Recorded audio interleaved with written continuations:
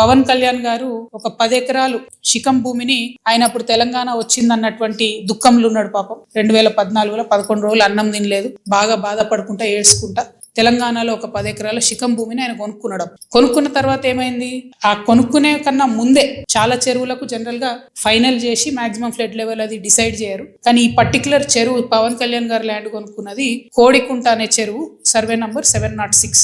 దీంట్లో మొత్తం final notification వచ్చింది. ఏ 10 ఎకరాలు అయితే ఆయన కొనుక్కున్నాడో అది శిఖం భూమి అని ఫైనల్ నోటిఫికేషన్ లో ఇరిగేషన్ డిపార్ట్మెంట్ చెప్పి ఉన్నది. పవన్ కళ్యాణ్ గారు నిన్న మాట్లాడుకుంటే ఏమన్నారంటే, నా తప్పు ఉంటే అది శిఖం భూమి అయితే ప్రభుత్వానికి ఇచ్చేస్తాం అన్నారు. అయితే ఈయన రిజిస్ట్రేషన్ చేసుకునేటప్పుడు ఎన్ని తప్పులు దొరికినాయంటే, అందులో ఓన్లీ 3 ఎకరాలే శిఖము, మిగతా 7 ఎకరాలు మాగాని అని రాసింది. కానీ అది తప్పు, ఖచ్చితంగా రికార్డ్స్ లో ఉంది. నేను ప్రభుత్వాన్ని డిమాండ్ చేస్తా ఉన్నాను, ఇరిగేషన్ రికార్డ్ లో 10 acres శిఖం భూమి అని ఉన్నది. ఆ కాయిదాలు మా దగ్గర ఉన్నాయి, కానీ ప్రభుత్వం దగ్గర ఆల్రెడీ డేటా ఉంటది కాబట్టి మీరు చర్యలు తీసుకోవాలని డిమాండ్ చేస్తున్నాం. పవన్ కళ్యాణ్ గారు నేను అడిగేది ఏంటంటే, మీరు వాపస్ ఇస్తా అన్నారు కదా, వాపస్ ఇచ్చేసేయండి. మామూలు రైతుల దగ్గర తీసుకున్నప్పుడు కాంపెన్సేషన్ ఎట్లా ఇస్తారో గవర్నమెంట్, మీకు కూడా ఏ టీడీఆరో ఏ పైసలో ఇస్తారు, అర్జెంట్ గా వాపస్ ఇచ్చేసేయండి. మీరు కంచె వేసిండ్రు, ముందు ఆ కంచె తొలగించండి. శిఖం భూమిలో కూడా కంచె వేయడానికి ఉండదు. మీరు మట్టేసిండ్రు, ఆడ గోవులకు వాటికి వీటికి గ్రాసం వేస్తున్నా అని చెప్పారు. మట్టేసిండ్రు, ఆ మట్టి మొత్తం చెరువులే వేసిరు కాబట్టి అది కూడా తొలగించాలి.